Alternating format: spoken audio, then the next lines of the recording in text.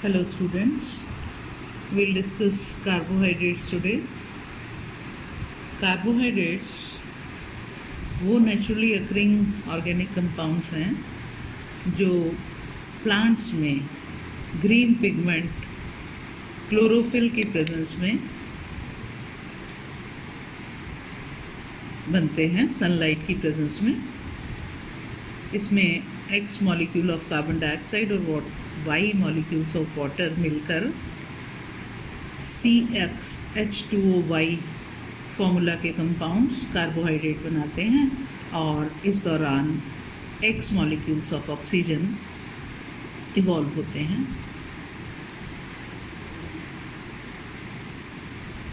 Animals in carbohydrates को food की form में जब लेते हैं तो वापस इन्हें कार्बन डाइऑक्साइड और वाटर की फॉर्म में कन्वर्ट कर दिया जाता है और एनर्जी लिबरेट होती है इस प्रोसेस में। इनके examples glucose, fructose, sugar, starch वगैरह हैं। कार्बोहाइड्रेट का मतलब हाइड्रेट्स ऑफ कार्बन, यानी जिसमें X atoms of carbon Y molecules of water के साथ जुड़ा हो, यानी कार्बोहाइड्रेट इस फॉर्मूला को बिलोंग करें CxH2OY। लेकिन बाद में देखा गया कि कुछ कंपाउंड ऐसे हैं जैसे रेमनोज C6H12O5 और रेमनोहेक्सोज C7H14O6, ये दोनों कार्बोहाइड्रेट्स तो हैं लेकिन CxH2OY इस फॉर्मूला को बिलोंग नहीं करते, क्योंकि अगर यहाँ 6 होता तो H2O 6 मॉलिक्यूल्स हो जाते, यानी Y = 6 हो जाता, X = 6 हो जाता। ऐसे ही H14O6 अगर यहाँ 7 होता तो H2O के 7 मॉलिक्यूल्स हो जाते, Y = 7 हो जाता। तो ये इस फॉर्मूला को बिलोंग नहीं करते लेकिन कार्बोहाइड्रेट्स हैं।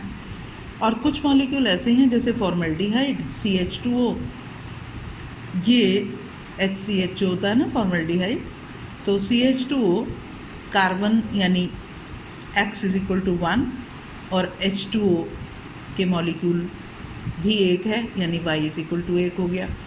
और एसिटिक एसिड जिसका मॉलिक्यूलर फॉर्मूला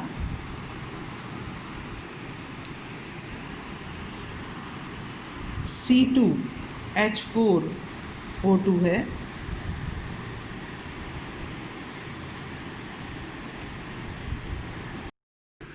और एसिटिक एसिड जिसका फॉर्मूला C2H4O2 है, ये भी इसी फॉर्मूला को कन्फर्म करता है CxH2OY, जिसमें X = 2 और वाटर मॉलिक्यूल भी 2 हैं। लेकिन ये दोनों ही फॉर्मल्डिहाइड और एसिटल्डिहाइड कार्बोहाइड्रेट के एग्जाम्पल्स नहीं हैं, ये कार्बोहाइड्रेट्स नहीं हैं और कार्बोक्सिलिक एसिड्स हैं। इसलिए इस नाम को रिजेक्ट करके इन्हें सेक्राइड्स कहने लगे, और मॉडर्न डेफिनेशन कार्बोहाइड्रेट्स की इन्हें पॉलीहाइड्रोक्सी एल्डिहाइड्स या पॉलीहाइड्रोक्सी कीटोन कहा। Now about classification of carbohydrates या सेक्राइड्स। सेक्राइड्स को ब्रॉडली शुगर्स और नॉन शुगर्स 2 क्लासेस में डिवाइड किया जा सकता है। जो शुगर्स हैं वो क्रिस्टलाइन होते हैं, वाटर सॉल्युबल होते हैं और स्वीट सब्सटेंसेस होते हैं, मीठे होते हैं टेस्ट में, जिसका एग्जाम्पल केन शुगर है, सुक्रोज। और नॉन शुगर्स इसके अपोजिट नॉन क्रिस्टलाइन यानी अमॉर्फस पाउडर्स, पानी में इनसॉल्युबल और मीठे नहीं होते टेस्ट में। According to one more systematic and rational classification, carbohydrates को 3 क्लासेस में डिवाइड किया जा सकता है। दीज आर मोनोसेक्राइड्स, ओलिगोसेक्राइड्स और पॉलीसेकेराइड्स। जो मोनोसेकेराइड्स हैं, दीज आर सिंपलेस्ट कार्बोहाइड्रेट्स जिनको फर्दर और सिंपल में हाइड्रोलाइज नहीं किया जा सकता। इनमें जो पॉलीहाइड्रोक्सी एल्डिहाइड्स हैं उन्हें एल्डोजेस कहा जाता है, और जो पॉलीहाइड्रोक्सी कीटोन्स हैं उन्हें कीटोसिस कहा जाता है। Depending upon number of carbon atoms in them, ये एल्डोजेस एल्डोट्रायोज, एल्डोटेट्रोज, एल्डोपेंटोज, एल्डोहेक्सोजेस हो सकते हैं। इसी तरह कीटोसिस भी कीटोट्रायोज, कीटोटेट्रोज, कीटोपेंटोज और कीटोहेक्सोज हो सकते हैं, depending upon the number of carbon atoms in them. ये इनके कॉमन नेम्स दिए हुए हैं साथ साथ, और स्ट्रक्चरल फॉर्मूला दिया हुआ है। एग्जाम्पल्स हम देख रहे हैं। एल्डोट्रायोज का एग्जाम्पल ग्लिसरल्डिहाइड है, एल्डोटेट्रोज का एग्जाम्पल इरिथ्रोज और थ्रियोज हैं, एल्डोपेंटोज में अरेबिनोज और जाइलोज आते हैं, एल्डोहेक्सोसिस में ग्लूकोज और मैनोज आ जाते हैं। कीटोसिस में कीटोट्रायोज का एग्जाम्पल डाइहाइड्रोक्सी एसीटोन, कीटोटेट्रोज इरिथ्रोलोज है, कीटोपेंटोज में रिबुलोज, सुक्रोज को छोड़कर बाकी सारे मोनोसेकेराइड्स और डाइसेकेराइड रिड्यूसिंग शुगर्स में आते हैं। सुक्रोज फेलिंग सॉल्यूशन और टॉलरेंस एजेंट को रिड्यूस नहीं करता। अबाउट नॉमेनक्लेचर ऑफ कार्बोहाइड्रेट्स, इन्हें कॉमन नेम से ज़्यादा जाना जाता है। IUPAC नेम्स रेयरली यूज़ किए जाते हैं। जैसे एग्जाम्पल है एल्डोट्रायोसिस का CHO, CHOH,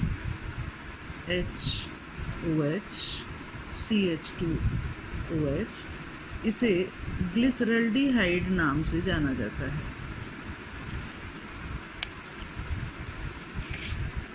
और इसे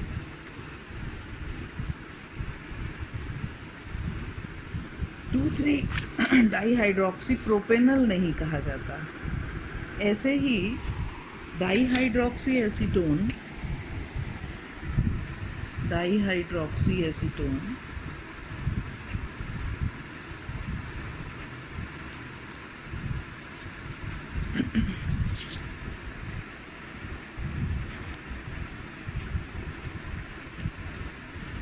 इसे 1,3-डाइहाइड्रोक्सी प्रोपेनॉन नहीं कहा जाता, डाइहाइड्रोक्सी एसीटोन के नाम से ही जाना जाता है। अब जो मोनोसेकेराइड्स हैं, ये 3 से 8 कार्बन कंटेन करने वाले सिंपलेस्ट सेकेराइड्स होते हैं। अब इनके अंदर जितने स्टीरियो सेंटर्स होंगे उतने ही एनेंशियोमेरिक फॉर्म्स में ये एग्जिस्ट कर सकते हैं, उतने ही स्टीरियो आइसोमर्स ये बनाते हैं। स्टीरियो आइसोमर्स का number 2 to the power n होता है, n जहाँ स्टीरियो सेंटर्स का नंबर है। जैसे अगर हम ग्लिसरल्डिहाइड का केस लें, ग्लिसरल्डिहाइड में एक स्टीरियो सेंटर है, क्योंकि ये एक स्टीरियो सेंटर मतलब 4 अलग अलग एटम या नंबर ऑफ एटम्स के साथ, अलग अलग ग्रुप्स के साथ अटैच्ड है। ये CH2 है, H है, OH है, CH2OH है। चारों एटम या ग्रुप ऑफ एटम्स डिफरेंट हैं, इसलिए this is called stereo centre. तो एक स्टीरियो सेंटर है तो ये 2 to the power 1 यानी 2 स्टीरियो सेंटर, 2 एनेंशियोमर्स की फॉर्म में एग्जिस्ट करता है, D और L ग्लिसरल्डिहाइड की फॉर्म में एग्जिस्ट करता है। ऐसे ही एनेंशियोमर्स का नंबर स्टीरियो सेंटर्स के नंबर पर डिपेंड करेगा। जैसे हम एग्जाम्पल लें एल्डोटेट्रोज का CHO, CHOH, CHOH, CH2OH, यहाँ 2 स्टीरियो सेंटर हैं, तो इसलिए एल्डोटेट्रोसिस 2 to the power 2, n is equal to 2 here, number of stereo centres, यानी 4 एनेंशियोमर्स की फॉर्म में एग्जिस्ट करता है। तो इसी तरह से 2 to the power n number of enantiomers कोई भी कार्बोहाइड्रेट शो करेगा, n is number of stereo centres. अब हम ग्लूकोज जो एल्डोहेक्सोज है उसको डिस्कस करते हैं। इसका कॉमन नेम डेक्सट्रोज या इसे ग्रेप शुगर के नाम से भी जानते हैं। मॉलिक्यूलर फार्मूला C6H12O6 है। ये ब्लड के अंदर भी प्रेजेंट होता है। ह्यूमन ब्लड के अंदर अबाउट 0.1% ऑफ ग्लूकोज प्रेजेंट रहता है। कंबाइंड फॉर्म में ये ग्लाइकोसाइड्स, डाइसेक्राइड्स और पॉलीसेक्राइड्स का कॉन्स्टिट्यूएंट होता है।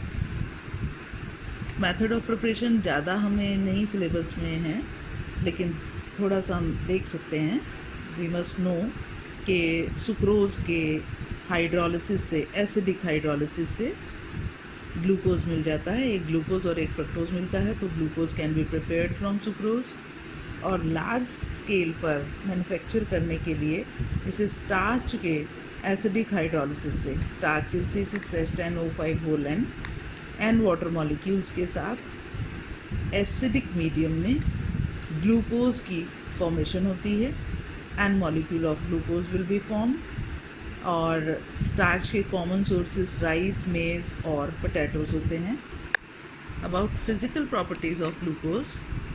ग्लूकोज वाइट क्रिस्टलाइन सॉलिड है जिसका मेल्टिंग पॉइंट 419 केल्विन है, और ये मोनोहाइड्रेट की फॉर्म में C6H12O6 1 water molecule as water of crystallisation है, और इस मोनोहाइड्रेट का मेल्टिंग पॉइंट 391 केल्विन होता है।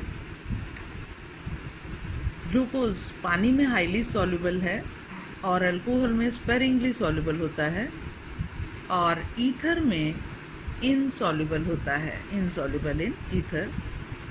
It is 3/4 as sweet as sucrose. Sucrose table sugar होती है जो चीनी हम खाते हैं, उसका 3/4 हिस्सा इसमें स्वीटनेस होती है जितनी सुक्रोज में होती है, और ऑप्टिकली एक्टिव होता है। राइट की तरफ लाइट के प्लेन को रोटेट करता है, इसलिए इसे डेक्स्ट्रो रोटेटरी शुगर बोलते हैं, और डेक्स्ट्रोज नाम इसी वजह से दिया जाता है। केमिकल प्रॉपर्टीज़ ज़्यादा नहीं है इसकी सिलेबस में, फिर भी हम एक थोड़ी सी नज़र मारें। इसका structure CH2OH, CHOH, CHOH, CHOH, CHOH, CHO, यानी पेंटाहाइड्रोक्सी एल्डिहाइड है। एक प्राइमरी अल्कोहलिक ग्रुपिंग है और 1, 2, 3, 4 सेकेंडरी अल्कोहलिक ग्रुपिंग्स हैं। जो रिएक्शंस हैं ग्लूकोज के इन्हीं ग्रुप्स के कारण होंगे। कुछ रिएक्शन एल्डिहाइडिक ग्रुप के कारण होंगे, जिनमें हम देखें reaction with hydrogen cyanide, HCN के साथ रिएक्शन CHO ग्रुप के कारण। बाकी सारे में कोई चेंज नहीं आएगा, सिर्फ CHO ग्रुप के कारण एल्डिहाइडिक ग्रुप HCN से रिएक्ट करके साइनोहाइड्रिन बना देता है CHOHCN। बाकी सारा स्ट्रक्चर वही है, इसे ग्लूकोज साइनोहाइड्रिन बोलेंगे। हाइड्रोक्सिलामीन के साथ रिएक्शन, हाइड्रोक्सिलामीन इज NH2OH। यहाँ भी सिर्फ एल्डिहाइडिक ग्रुप में रिएक्शन होगा, NH2OH के साथ पानी का एक मॉलिक्यूल निकल जाता है और ग्लूकोज के ऑक्साइम की फॉर्मेशन होती है CH। यहाँ से पानी का मॉलिक्यूल निकला, CH double bond NOH, oxime, glucose का ऑक्साइम फॉर्म हो जाता है। इसी तरह फिनाइल हाइड्राजीन के साथ reaction, phenyl hydrazine is C6H5NH2। यहाँ भी एक वाटर का मॉलिक्यूल निकलेगा और ये पूरा पोर्शन वही का वही है, सिर्फ चेंज एल्डिहाइडिक ग्रुप में आ रहा है, CH double bond NNH, C6H5 glucose का फिनाइल हाइड्राजोन बन जाता है। और ग्लूकोज का एक फिनाइल हाइड्राजीन मॉलिक्यूल के साथ रिएक्शन होकर फिनाइल हाइड्राजोन बनता है, और अगर 3 मॉलिक्यूल फिनाइल हाइड्राजीन के यानी एक्सेस ऑफ फिनाइल हाइड्राजीन के साथ जब हम ट्रीट कराते हैं तो 3 मॉलिक्यूल कंज्यूम होते हैं जिसमें ओसाजोन की फॉर्मेशन हो जाती है। This is glucose, CHO, CHOH whole 4, CH2OH।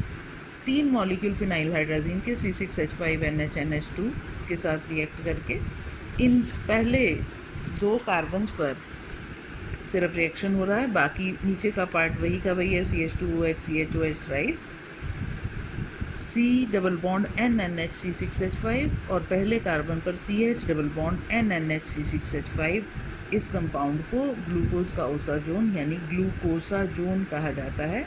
इस प्रोसेस में एक एनिलीन का मॉलिक्यूल C6H5NH2, एक अमोनिया का मॉलिक्यूल और 2 वाटर के मॉलिक्यूल निकलते हैं ग्लूकोसाजोन की फॉर्मेशन में। इस ओसाजोन की फॉर्मेशन के लिए 2 मैकेनिज़्म प्रपोज्ड हैं। पहला फिशर मैकेनिज़्म। फिशर ने जो मैकेनिज़्म प्रपोज किया उसमें हम देख रहे हैं फिनाइल हाइड्राजीन के एक मॉलिक्यूल से जब रिएक्ट करते हैं तो फिनाइल हाइड्राजोन बनता है, CH double bond NNH C6H5। बाकी में कोई चेंज नहीं आ रहा। जब सेकेंड मॉलिक्यूल फिनाइल हाइड्राजीन का एंटर कर रहा है तो ये जो CHOH सेकेंड नंबर पर हाइड्रोक्सिल ग्रुप है ये कीटोनिक ग्रुप में ऑक्सीडाइज हो जाता है और फिर थर्ड मॉलिक्यूल फिनाइल हाइड्राजीन के एंटर करने से दूसरे कार्बन पर भी ये कीटोनिक ग्रुप रिएक्ट करके C double bond NNH C6H5 तो ये ग्लूकोसाजोन की फॉर्मेशन हो जाती है। लेकिन इस मैकेनिज़्म को रिजेक्ट कर दिया गया। इसकी लिमिटेशन है कि फिनाइल हाइड्रोजीन जो है वो एक स्ट्रॉन्ग रिड्यूसिंग एजेंट है, जबकि हमने इस स्टेप में देखा कि फिनाइल हाइड्राजीन से ये CHOH hydroxyl group ketonic group में ऑक्सीडाइज हो गया, ऑक्सीडेशन का काम कर रहा है, जो गलत है। इस वजह से इस मैकेनिज़्म को रिजेक्ट कर दिया गया। और दूसरी बात कि सिर्फ 2 कार्बन ही क्यों इन्वॉल्व होते हैं, सिर्फ पहले और दूसरे कार्बन पर ही ओसाजोन फॉर्मेशन में रिएक्शन हो रहा है, बाकी पार्ट सारा सेम रह रहा है, ये इसको एक्सप्लेन नहीं कर पाता। इन लिमिटेशंस की वजह से दूसरा मैकेनिज़्म जिसे मॉडर्न मैकेनिज़्म कहा जाता है वो प्रपोज किया गया। इस मॉडर्न मैकेनिज़्म में ये ग्लूकोज का molecule CHO CHOH whole 4 CH2OH जब फिनाइल हाइड्राजीन के साथ रिएक्ट कर रहा है तो पहले तो ये फिनाइल हाइड्राजोन बना देगा, CH double bond NNH C6H5। और ये हम देख रहे हैं दूसरे कार्बन पर जो एक H और OH लगे हैं, ये H इसकी प्रॉक्सिमिटी में आता है। इसी वजह से ये एक्सप्लेन कर पा रहा है कि ये सिर्फ 2 कार्बन ही इन्वॉल्व हो रहे हैं। यहाँ ये H जो कार्बन और हाइड्रोजन के बीच में इलेक्ट्रॉन का पेयर है ये इधर शिफ्ट हो गया और ये डबल बॉन्ड नाइट्रोजन पर आने से नाइट्रोजन पर नेगेटिव चार्ज और इस हाइड्रोजन को एक्सेप्ट करके ये NH में कन्वर्ट हो जाएगा। यहाँ डबल बॉन्ड आ जाएगा, C डबल बॉन्ड C और H जो था ये यहाँ शिफ्ट हो गया। यहाँ अब एक OH रह गया इस कार्बन के साथ और यहाँ इस O और H के बीच के इलेक्ट्रॉन पेयर C और O के बीच में शिफ्ट हो गए। यहाँ ये जो डबल बॉन्ड के पाई इलेक्ट्रॉन थे ये C और N के बीच में शिफ्ट हो गए। अकॉर्डिंगली ये पार्ट निकल गया और इसने हाइड्रोजन बॉन्ड बनाया हुआ है, नाइट्रोजन बीइंग इलेक्ट्रोनेगेटिव, इस हाइड्रोजन के साथ जो जिसके इलेक्ट्रॉन पेयर ऑक्सीजन की तरफ C और O के बीच में मूव हो रहे हैं, पॉजिटिव करेक्टर आ गया इस पर। N इलेक्ट्रोनेगेटिव होने के कारण इसे एक्सेप्ट कर लेगा और एक एनिलीन का मॉलिक्यूल बाहर निकल जाएगा, जिससे पहले कार्बन पर CH डबल बॉन्ड NH बाकी पार्ट निकल गया और दूसरे पर C डबल बॉन्ड O आ गया और बाकी rest of the part remaining same, CHOH rice CH2OH। Another molecule of phenyl hydrazine के एंटर करने से ये जो C डबल बॉन्ड O था ये इससे रिएक्ट करके C double bond NNH C6H5 में कन्वर्ट हो गया और एक तीसरा मॉलिक्यूल फिनाइल हाइड्राजीन C6H5NH2 का आने से यहाँ पहले कार्बन पर भी CH double bond NNH C6H5 बन गया। तो हम देख रहे हैं कि सिर्फ 2 कार्बन इन्वॉल्व हुए यहाँ इस मॉडर्न मैकेनिज़्म में और ओसाजोन की फॉर्मेशन हो जाती है। Next property is reduction. Glucose CH2OH CHOH whole 4 CHO reduce होकर, और ये रिडक्शन सोडियम अमलगम और वाटर से की जा सकती है। सोडियम अमलगम और वाटर मिलकर नेसेंट हाइड्रोजन प्रोड्यूस करते हैं। इस नेसेंट हाइड्रोजन से CHO ग्रुप CH2OH में चेंज हो जाता है, बाकी सारे में कोई चेंज नहीं आता।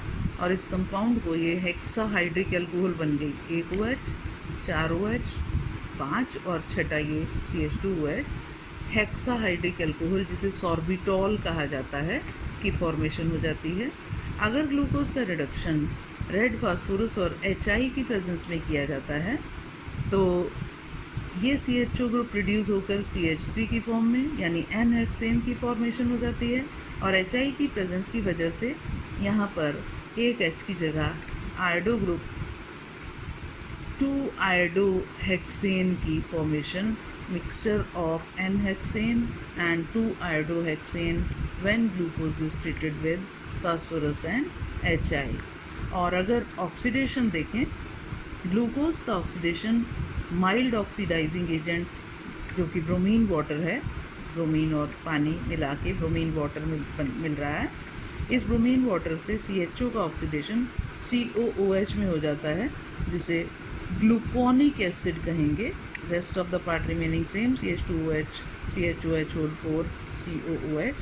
तो ग्लूकोनिक एसिड की फॉर्मेशन हो जाती है। स्ट्रॉन्ग ऑक्सीडाइजिंग एजेंट जैसे नाइट्रिक एसिड की प्रेजेंस में प्राइमरी अल्कोहलिक ग्रुप भी ऑक्सीडाइज हो जाएगा, तो 2 कार्बोक्सिलिक ग्रुप आ गए जिसे ग्लूकारिक एसिड कहा जाता है।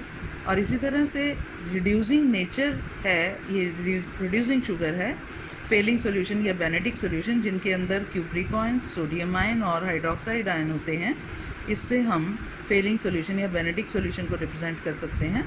इनको रिड्यूस कर देता है, ग्लूकोज खुद ऑक्सीडाइज हो जाएगा ग्लूकोनिक एसिड में, और सोडियम आयन की प्रेजेंस की वजह से sodium salt of gluconic acid बन जाता है। और cupric ion cuprous oxide Cu2O के रेड प्रेसिपिटेट्स में कन्वर्ट हो जाते हैं। तो sodium salt of gluconic acid और red precipitate of cuprous oxide की फॉर्मेशन से हम देख सकते हैं कि ग्लूकोज रिड्यूसिंग शुगर है। Other reactions due to hydroxyl group acetylation, जितनी जगह हाइड्रोक्सिल ग्रुप्स हैं, अगर हम एसिटिक एनहाइड्राइड की प्रेजेंस में इसे ट्रीट करते हैं, 5 मॉलिक्यूल एसिटिक एनहाइड्राइड के लें तो पाँचों OH की जगह OCOCH3 आ जाएगा, CH2OCOCH3, CHOCOCH3 होल 4, और CHO ग्रुप में कोई चेंज नहीं आया, ग्लूकोज का पेंटाएसीटेट कहेंगे।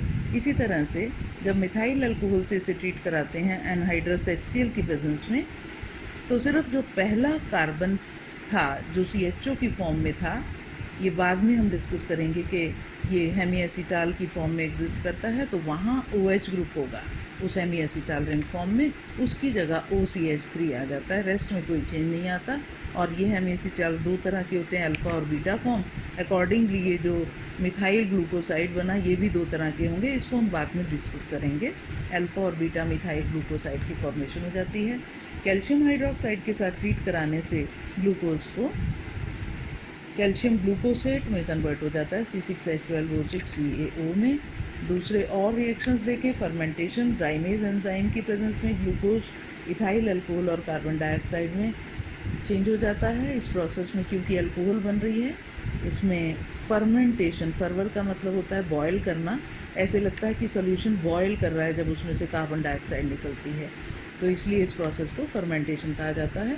एसिड्स का रिएक्शन जैसे HCl से अगर हम ट्रीट करते हैं, ये ग्लूकोज का मॉलिक्यूल है CH2OH, 4 बार CHOH CHOH CHOH CHO, इसमें जब HCl डालते हैं तो 3 पानी के मॉलिक्यूल, एक H यहाँ से, OH यहाँ से, H यहाँ से, OH यहाँ से, और इस OH और इस OH में से तीसरा पानी का मॉलिक्यूल निकलकर ये एक साइक्लिक स्ट्रक्चर 5 हाइड्रोक्सी मिथाइल फरफ्यूरल की फॉर्मेशन हो जाती है।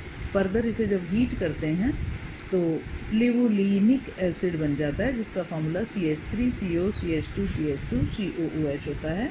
और लास्ट रिएक्शन हम देखें एल्कलीज के साथ, लॉबरी डी ब्रूएन वेन इंकेंस्टिन रीअरेंजमेंट, जब किसी डाल्यूट एल्कली से जैसे NaOH के साथ हम ट्रीट करते हैं ग्लूकोज, मैनोज या फ्रक्टोज में से किसी को भी, तो तीनों का इक्विलिब्रियम मिक्सचर बन जाता है। डालेंगे एक चीज़ तीनों में से, और तीनों ही रिएक्शन मिक्सचर में बन जाती हैं क्या क्या, ग्लूकोज, मैनोज और फ्रक्टोज। इसी रिएक्शन को लॉबरी डी ब्रूइन व्हेन इंकेस्टिन रीअरेंजमेंट कहा जाता है। अब हम इसका मैकेनिज्म देखते हैं कैसे होता है। OH आयंस की प्रेजेंस में ये ग्लूकोज का मॉलिक्यूल है, CHO, CHOH, CHOH rice, CH2OH। क्योंकि इस पोर्शन में कोई चेंज नहीं आना, इसलिए हमने इसे खोल के लिखा है सेकेंड कार्बन के HOH को। OH आयंस की प्रेजेंस में जब हमने डाइल्यूट एल्कली डाला, रिवर्सिबली ये इन डायोल स्ट्रक्चर बनता है। इन डायोल क्यों बोल रहे हैं? ये OH आयन इस H को एज प्रोटॉन एब्स्ट्रैक्ट कर लेता है। ये प्रोटॉन जब निकला तो ये इलेक्ट्रॉन इधर आ गया इस C और C के बीच में, पहले और दूसरे कार्बन के बीच में, जिससे यहाँ पर डबल बॉन्ड की फॉर्मेशन हो जाती है। ये यहाँ आने से आई राइट ऑन द पेपर, ये हम देखें, ये पहला और दूसरा कार्बन है ग्लूकोज में। डाइल्यूट एल्कली OH आयंस इस प्रोटॉन को एब्स्ट्रैक्ट करेंगे और ये इलेक्ट्रॉन इधर शिफ्ट हो जाएगा जो हाइड्रोजन का कार्बन के साथ बॉन्ड बना था। अकॉर्डिंगली ये पाई इलेक्ट्रॉन इस ऑक्सीजन की तरफ शिफ्ट हो जाएंगे और CH सिंगल बॉन्ड आ गया, O पर नेगेटिव चार्ज आया था और ये इस H को एक्सेप्ट करके OH की फॉर्म में, और डबल बॉन्ड COH। कीटोहेक्सोसिस का एग्जाम्पल फ्रक्टोज और सॉर्बोस होते हैं। ओलिगोसैकेराइड्स वो हैं जिनके हाइड्रोलिसिस से 2 से 9 2 to 9 molecules of monosaccharide molecules मिलते हैं। अकॉर्डिंगली दीज में बी डाइसैकेराइड्स, जिनके एग्जाम्पल सुक्रोज, लैक्टोज, माल्टोज हैं। मॉलिक्यूलर फार्मूला C12H22O11 है। सुक्रोज के हाइड्रोलिसिस से एक ग्लूकोज एक फ्रक्टोज का मॉलिक्यूल, लैक्टोज के हाइड्रोलिसिस से एक गैलेक्टोज और एक ग्लूकोज का मॉलिक्यूल, माल्टोज के हाइड्रोलिसिस से 2 ग्लूकोज के मॉलिक्यूल्स मिलते हैं। तो इनको डाइसैकेराइड्स कहेंगे तीनों को, सुक्रोज, लैक्टोज और माल्टोज को। ट्राइसैकेराइड्स का एग्जाम्पल रेफिनोज है, जिसका मॉलिक्यूलर फार्मूला C18H32O16 है। As the name is indicating, इसके हाइड्रोलिसिस से 3 मोनोसैकेराइड के मॉलिक्यूल्स मिलते हैं। टेट्रासैकेराइड मॉलिक्यूलर फार्मूला C24H42O21, इसका एग्जाम्पल स्टेक्योज है। Another class, third class is polysaccharides. ये वो कार्बोहाइड्रेट हैं जिनके हाइड्रोलिसिस से large number of monosaccharide molecules मिलते हैं, और इनके एग्जाम्पल्स में सुक्रोज, सेल्यूलोज, ग्लाइकोजन आते हैं। जो कार्बोहाइड्रेट्स फेलिंग सॉल्यूशन और टॉलेंस रिएजेंट को रिड्यूस कर देते हैं, उन्हें रिड्यूसिंग सैकेराइड्स कहते हैं, और जो इन्हें रिड्यूस नहीं कर पाते उनको नॉन रिड्यूसिंग सैकेराइड्स कहते हैं। रिड्यूसिंग सैकेराइड्स सारे मोनोसैकेराइड्स और disaccharides. Rest of the structure remaining same, क्योंकि यहाँ डबली बॉन्डेड कार्बन से 2 OH ग्रुप अटैच्ड हैं, इसलिए इसको इन डबल बॉन्ड के लिए, और 2 OH हैं इसलिए डाइऑल, इन डाइऑल स्ट्रक्चर कहते हैं। ये इन डाइऑल स्ट्रक्चर जब ये वापस OH के बीच में जो बॉन्ड है, ये इलेक्ट्रॉन अगर इधर आएंगे और ये पाई इलेक्ट्रॉन कार्बन पर शिफ्ट हो जाएं, वापस रिएक्शन हो जाए, ये H पॉजिटिव यहाँ से निकला और यहाँ वापस आ जाए, तो ये इसी फॉर्म में ग्लूकोज दे सकता है। और अगर ये कार्बन आयन जो बना OH इस तरफ आकर H इधर जुड़ जाए तो ये मैनोज बना देगा, और इस इन डायोल स्ट्रक्चर में अगर यहाँ पर चेंजेस आए कि ये H पॉजिटिव यहाँ से निकले लाइक दिस, ये इधर, और ये बाई इलेक्ट्रॉन इस कार्बन पर चले गए, यहाँ C डबल बॉन्ड हो जाएगा ऐसे, और इस कार्बन पर जो नेगेटिव चार्ज आया वो इस H पॉजिटिव को एक्सेप्ट करके CH2OH बना देगा, यानी फ्रक्टोज बन जाएगा। तो हम देख रहे हैं ग्लूकोज, मैनोज और फ्रक्टोज का इक्विलिब्रियम मिक्सचर बन जाता है इस ईन डायोल स्ट्रक्चर के बनने से। तीनों में से कोई भी लेंगे, ग्लूकोज, मैनोज या फ्रक्टोज, और उसमें डाइल्यूट एल्कली OH आयंस की प्रेजेंस में तीनों का इक्विलिब्रियम मिक्सचर बन जाएगा। इसी रिएक्शन को Lowry-T-Gruen-Van-Inkensten रीअरेंजमेंट कहते हैं। And that's all with the properties of glucose.